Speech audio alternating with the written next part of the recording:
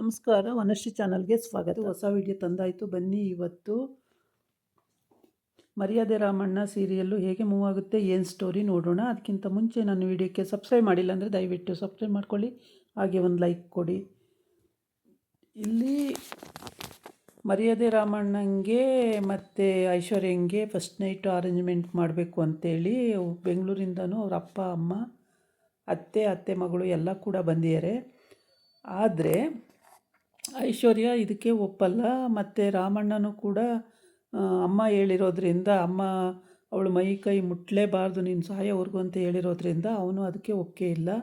ಹಾಗಾಗಿ ಇವರಿಬ್ಬರು ಜಂಜಾಟದಲ್ಲಿ ಇವ್ರ ಪಾಪ ಸಫರ್ ಪಡ್ತಾಯಿದ್ದಾರೆ. ಹಾಗಾಗಿ ಐಶ್ವರ್ಯ ಜೋರೆ ಕೂಗಾಡ್ತಾಳೆ, ಕಿರ್ಚಾಡ್ತಾಳೆ. ಆಮೇಲೆ ಅವ್ರ ಅಮ್ಮ ಸುಕನ್ಯಾ ಹೇಳ್ತಾಳೆ, ಇಲ್ಲ ಇದು ಆಗ್ಬಿಡ್ಬೇಕು, ನಾವು ಮಾಡೋ ಕರ್ತವ್ಯ ದೊಡ್ಡವರು ಮಾಡಿಬಿಟ್ರೆ ಆಮೇಲೆ ಅವ್ರು ಹೇಗೋ ಬದುಕೋತಾರೆ, ಅಲ್ಲಿವರೆಗೆ ನಾವು ಬಿಡೋಕ್ಕಾಗಲ್ಲ, ಮಾಡಿಬಿಡೋಣ ಅಂತ. ಇವಾಗಲೇ ಬೇಡ ಅಂತ ಹೇಳಿದ್ರೂ ಕೇಳಲ್ಲ. ಆಮೇಲೆ ಅವ್ರ ಅಪ್ಪ ಐಶ್ವರ್ಯ ಅಪ್ಪ ಸುಮ್ಮನೆ ಇರ್ತಾನೆ. ಐಶ್ವರ್ಯಗೆ ಬೇಜಾರಿರುತ್ತೆ. ಆ ಅಪ್ಪನ್ನು ಮಾತಾಡ್ಸಲ್ಲ ಅವಳು. ಅಮ್ಮ ಬೈತಾಳೆ ಅಂತ ಅಮ್ಮನ ಹತ್ರ ಹಂಗೋ ಹಿಂಗೋ ಇರ್ತಾಳೆ ಅಷ್ಟೇ. ಮತ್ತು ಯಾರಿಗೂ ಗೌರವ ಕೊಡಲ್ಲ, ಸಿಟ್ಟು ಜಾಸ್ತಿ.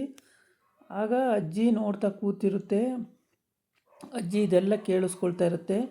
ಈ ಕಡೆ ಜಯ ಹೋಗಿ ಆ ಪುರೋಹಿತ ಅಂದರೆ ಪಂಡಿತನ ಹತ್ರ ಹೋಗಿ, ನಿನ್ನ ಮಗ ಏನಾದ್ರೂ ಆ ಹುಡುಗಿ ಮುಟ್ಬಿಟ್ರೆ ನಿನ್ನ ಮಗ ಸತ್ತೋಗ್ತಾನೆ ಅಂತ ಸುಳ್ಳು ಹೇಳ್ಬಿಟ್ಟಿರ್ತಾನೆ. ಅದನ್ನೇ ಇವಳು ನಿಜ ಅಂತ ನಂಬ್ಕೊಂಡು ಏನು ಮಾಡೋದಕ್ಕೂ ಮುಂದೆ ಹೋಗೋದೇ ಇಲ್ಲ. ಮದುವೆ ಬೇಡ ಅಂತಿದ್ಲು, ಹೆಂಗೋ ಮದುವೆ ಒಂದಾಗಿ ಗೊತ್ತಿಲ್ದಂಗೆ ಮದುವೆ ಆಗಿ ಬಂದಾಯಿತು. ಈಗ ಫಸ್ಟ್ ನೈಟ್ ಮಾಡೋಕ್ಕೂ ಒಪ್ಪಿಗೆ ಕೊಡ್ತಾಯಿಲ್ಲ. ಮುಟ್ಟಿದ್ರೆ ಎಲ್ಲಿ ನನ್ನ ಮಗ ಸತ್ತೋಗ್ಬಿಡ್ತಾನೋ ಅನ್ನೋ ಭಯ ಅವಳಿಗೆ. ಪಾಪ ಅದನ್ನ ಇನ್ನೇನಿಲ್ಲ, ಅದೇ ಭಯ. ಎಲ್ಲಿ ನನ್ನ ಮಗನ ಕಳ್ಕೊಬಿಡ್ತೀನೋ, ನನ್ನ ಮಗ ನನ್ನ ಕೈ ಬಿಟ್ಟು ಹೋಗ್ಬಿಡ್ತಾನೋ ಅಂತ ಇವಳು ಚಿಂತೆ ಮಾಡ್ತಿದ್ದಾಳೆ ಜಯ. ಅದೊಂದು ಬಿಟ್ಟರೆ ಇಲ್ಲ, ಮದುವೆ ಮಾಡಿದ್ರೂ ಸೊಸೆ ಇರಬಾರ್ದು ಆ ಥರ ಇಂಟೆನ್ಷನ್ ಅವಳಿಗಿಲ್ಲ. ಒಟ್ಟಿಗೆ ಬ್ರಹ್ಮಚಾರಿಯಾಗೇ ಇರಬೇಕು ಅನ್ನೋ ಆಸೆ. ಮಗನ ಕಳ್ಕೊಳ್ಳೋಕೆ ಇಷ್ಟ ಇರಲಿಲ್ಲ. ಈ ರೀತಿ ಸನ್ನಿವೇಶ ಅವಳದು. ಅವಳಿಗೆ ಹೇಳ್ಕೊಳಂಗಿಲ್ಲ, ಬಿಡೋಂಗಿಲ್ಲ. ಯಾರ ಹತ್ರನೂ ಹೇಳೋಕ್ಕಾಗ್ತಾಯಿಲ್ಲ ವಿಷಯನ.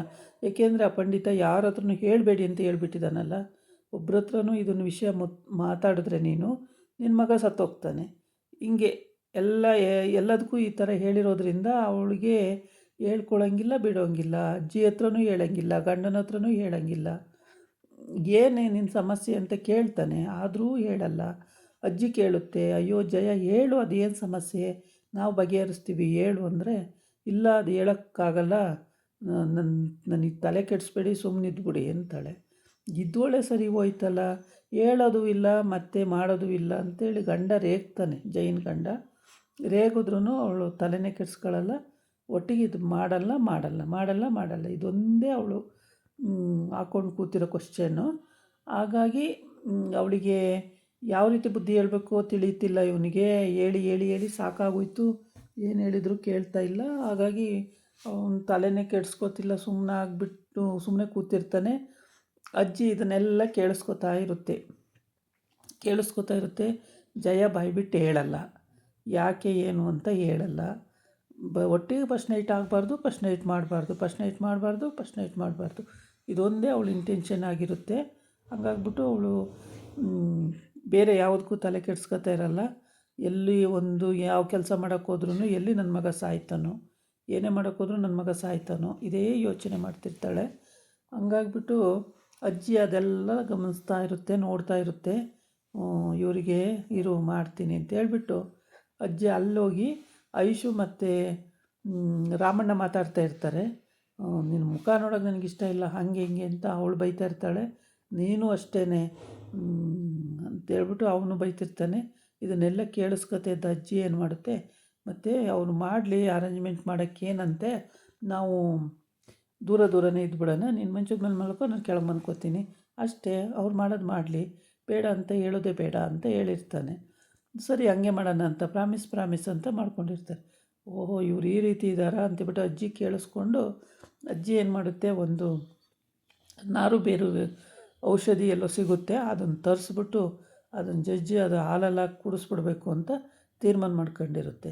ಇಲ್ಲಿ ಸುಕನ್ಯಾ ಕೂಡ ಮಗಳನ್ನ ಕರೆದು ಮಗಳಿಗೆ ಬುದ್ಧಿ ಹೇಳ್ತಾಳೆ. ಬುದ್ಧಿ ಹೇಳಿದ್ರೂ ಮಗಳು ಕೇಳ್ತಾ ಇರಲ್ಲ. ನಾನು ಅಮೇರಿಕ ಹೋಗಿ ನನ್ನ ರಿಸರ್ಚ್ ಮಾಡಬೇಕು, ನಾನು ಪ್ರಪಂಚದಲ್ಲಿ ನಂಬರ್ 1 ಆಗಬೇಕು, ನಾನು ಆ ಥರ ಇಂಟೆನ್ಷನ್ ಇರೋಳು.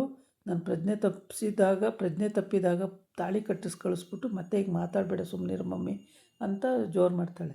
ನೋಡು, ನಾನು ಹೇಳ್ತಾಯಿದ್ದೀನಿ ಐಶ್ವರ್ಯ, ಬಾಯಿ ಮುಚ್ಚು ಅಂದ್ರೆ ಬಾಯಿ ಮುಚ್ಚಬೇಕು, ಹೇಳ್ದಂಗೆ ಕೇಳು ನೀನು ಅಂತ.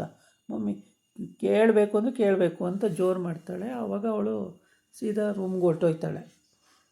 ಹೋಗ್ಬಿಟ್ಟು ಬಾಗಿಲು ಹಾಕ್ಕೊಂಬಿಡ್ತಾಳೆ. ಈ ಕಡೆ ಇವರೆಲ್ಲ ಕೂತ್ಕೊಂಡು ಮಾತಾಡ್ತಾ ಇರ್ತಾರೆ. ಜಯ ಅಂತೂ ಒಪ್ಪೋದೇ ಇಲ್ಲ. ಆಮೇಲೆ ಅವ್ರ ಅತ್ತೆ ಇದ್ದಾಳಲ್ಲ, ಐಶು ಅತ್ತೆ, ಅವಳು ಮದುವೆ ನಿಂತೋಯ್ತಲ್ಲ, ಅವನಿಗೆ ಸಪೋರ್ಟ್ ಮಾಡಿಕೊಂಡು ಅವನಿಗೆ ಮದುವೆ ಆಗುತ್ತೆ, ನಾವು ಈ ಥರ ಎಲ್ಲ ಮಾಡೋಕ್ಕೆ ಹೋಗ್ತೀವಿ, ಅವ್ರು ಒಪ್ಪಲ್ಲ, ಕರ್ಕೊಂಡು ಬಂದುಬಿಡ್ತೀವಿ ವಾಪಸ್ಸು ಅಂತ ಹೇಳಿ ಬಂದಿರ್ತಾಳೆ. ಅಲ್ಲಿ ಫೋನ್ ಮಾಡಿ ಕೂಡ ಹೇಳ್ತಾಳೆ, ಎಲ್ಲ ಗ್ರ್ಯಾಂಡ್ ಸಕ್ಸಸ್ಸು, ನಾವು ಹಾಕಿದ ಪ್ಲ್ಯಾನ್ ಎಲ್ಲ ಸಕ್ಸಸ್ ಆಯಿತು, ಇನ್ನೇನು ನೀ ಚಿಂತೆ ಮಾಡಬೇಡ ಅಂತೆಲ್ಲ ಹೇಳಿರ್ತಾಳೆ. ಅಯ್ಯೋ ಹೌದಾ ಅಂತೇಳಿ ಅವನು ಖುಷಿಪಟ್ಟಿರ್ತಾನೆ. ಅಜ್ಜಿ ಇದೆಲ್ಲ ತಿಳ್ಕೊಂಡು ಅಜ್ಜಿನೇ ಬೇರೆ ಪ್ಲ್ಯಾನ್ ಮಾಡಿಬಿಡುತ್ತೆ ನಗ್ತಾನೆ. ಆಮೇಲೆ ಅಲ್ಲೂ ಅವ್ರದ್ದು ಪ್ಲ್ಯಾನ್ ಎಲ್ಲ ಫ್ಲಾಪ್ ಆಗುತ್ತೆ, ಅಜ್ಜಿನೇ ಸಕ್ಸಸ್ ಆಗುತ್ತೆ. ರಾಮಣ್ಣ ಮುತ್ಕು ಅಂತೇಳಿ ಅಜ್ಜಿನ ಆವಾಗವಾಗ ಮುತ್ಕು ನೀನು ಹೇಳ್ದಂಗೆ ಏನೇನೋ ಮಾಡಬೇಡ, ಸುಮ್ಮನಿರು ಮುತ್ಕು ಅಂತ ಹೇಳ್ತಲೇ ಇರ್ತಾನೆ. ಸುಮ್ಮನಿರ ರಾಮಣ್ಣ, ನಿಂಗೆ ಏನು ಗೊತ್ತಾಗುತ್ತೆ, ನಾನಿಲ್ವಾ, ಎಲ್ಲ ನೋಡ್ಕೋತೀನಿ, ಸುಮ್ಮನಿರ ರಾಮಣ್ಣ ಅಂತ ಇರುತ್ತೆ. ಹೀಗೆ ಐಶು ಜೋರು ಮಾಡಿದಾಗ ಐಶುಗೇನು ಮಾತಾಡಲ್ಲ, ಸುಮ್ಮನಾಗಿರುತ್ತೆ. ಪಾಪ ಹೊಸ ಹುಡುಗಿ, ಹೊಸ ಊರು, ಹೊಸ ಮನೆ ಬಂದಿರೋದು, ಜೋರು ಮಾಡಬಾರ್ದು, ಇವತ್ತಿಲ್ಲ ನಾಳೆ ಅಡ್ಜಸ್ಟ್ ಆಗ್ತಾಳೆ ಅಂತ ಅವಳಿಗೇನು ಮಾತಾಡಲ್ಲ, ಸುಮ್ಮನೆ ನಗ್ತಾನೆ ಅವಳ ಮಾತುಗಳನ್ನೆಲ್ಲ ಸ್ವೀಕರಿಸ್ತಾ ಇರುತ್ತೆ. ಈ ಕಡೆ ಹೋಗಿ ಈ ರೀತಿ ನಾರು ಬೇರು ತಂದು ಅವ್ರಿಗೆ ಅರ್ದು ಕೂಡಿಸಿ ಹಾಲಲ್ಲಿ ಹಾಕಿ ಇಬ್ರಿಗೂ ಕೂಡಿಸಿ ಅವರಿಬ್ಬರು ಹೊಂದ್ಕೊಳ್ಳೋ ಹಾಗೆ ಮಾಡುತ್ತೆ. ಆವಾಗ ಸುಕನ್ಯೆಗೆ ಸಂತೋಷ ಆಗುತ್ತೆ. ಸುಕನ್ಯಾ ಅಪ್ಪ ಕರ್ಕೊಂಡೋಗ್ಬಿಡೋಣ, ಇನ್ನೇನು ಡೈವರ್ಸ್ ಕೊಡಿಸಿ ವಾಪಸ್ ಕರ್ಕೊಂಡೋಗ್ಬಿಡೋಣ ಅಂತ ಐಡಿಯಾದಲ್ಲಿರ್ತಾನೆ. ಸುಕನ್ಯಾ ಅತ್ತೆ ಕೂಡ ವಾಪಸ್ ಕರ್ಕೊಂಬಂದ್ಬಿಡ್ತೀವಿ ಅಂತ ಹೇಳಿ ಬಂದಿರ್ತಾಳೆ. ಆದರೆ ಸುಕನ್ಯೆಗೆ ಇದೆಲ್ಲ ಗೊತ್ತಿರಲ್ಲ. ಮಗಳು ಭಾಳ ಚೆನ್ನಾಗಾಗಬೇಕು, ರಾಮಣ್ಣನ ಜೊತೆನೇ ಜೀವನ ಪೂರ್ತಿ ಬದುಕಬೇಕು ಅನ್ನೋ ಆಸೆ ಅವಳದಾಗಿರುತ್ತೆ. ಹಾಗಾಗಿ ಅವಳಿಗೆ ತುಂಬಾ ಮನಸ್ಫೂರ್ತಿ ಒಪ್ಪಿಗೆ ಇದೆ. ಇವರು ಒಂದು 3 ಜನಕ್ಕೆ ಇಷ್ಟ ಇಲ್ಲ, ಅಷ್ಟು ಬಿಟ್ಟರೆ ಈ ಜಯಂಗೆ ಇಷ್ಟ ಇಲ್ಲ, ಮತ್ತು ಐಶು ಅತ್ತೆ ಮಗಳು, ಐಶು ಅಪ್ಪ, ಇಷ್ಟು ಜನಕ್ಕೆ ಇಷ್ಟ ಇಲ್ಲ. ಇದಾಗಿತ್ತು ಇವತ್ತಿನ ವಿಡಿಯೋ. ನಾಳೆ ಇನ್ನೊಂದು ವಿಡಿಯೋ ಜೊತೆ ಬರ್ತೀನಿ. ನಮಸ್ಕಾರ.